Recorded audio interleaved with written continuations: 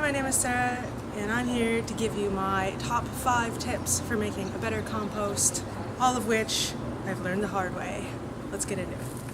Composting is probably the easiest thing you can do to start off your adventures in self-sufficiency. You're diverting waste from the landfill, and you're probably going to save a little bit of money on soil for gardening. 4 biggest things about compost are: you want to make sure you have correct ratios of carbon, nitrogen, moisture, and air. You want to have about 25 parts carbon to 1 part nitrogen, which basically means you're going to want a good amount of dried materials. So brown materials are going to be straw, dried leaves, shredded newspaper. The nitrogen is going to be the green materials, stuff like, let's say, kitchen scraps. If you take your kitchen scraps, spread them out. You want to make sure that the moisture is correct by adding a little bit of water. You don't want to add too much.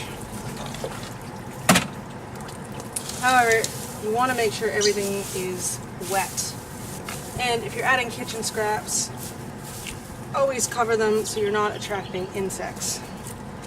Tip number 2 is add worms. These red wiggler worms make compost so much easier and faster. They help add air by mixing it around, and they will eat your kitchen scraps a lot faster. Add a good amount of these, good handful or 2, and they will multiply like crazy if you have the right conditions in there.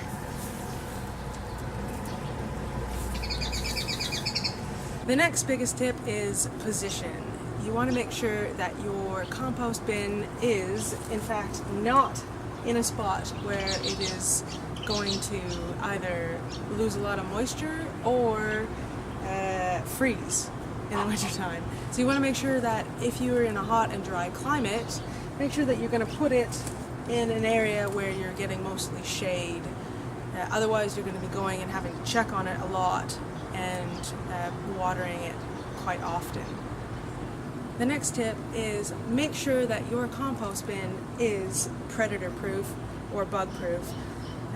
2015 I had a bit of an incident where ants got into my can of worms bin and dragged off all of my worms, which pretty much ruined my compost. So it's very easy to actually put tubs down at the bottom or little containers down at the bottom of the feet of this, just to make sure that the ants can't actually climb up and get into your compost bin.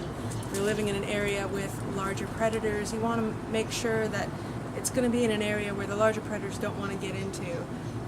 This also relates back to the first step. You want to make sure that your ratios are right so you're not actually getting a stinky compost and attracting these predators in the first place.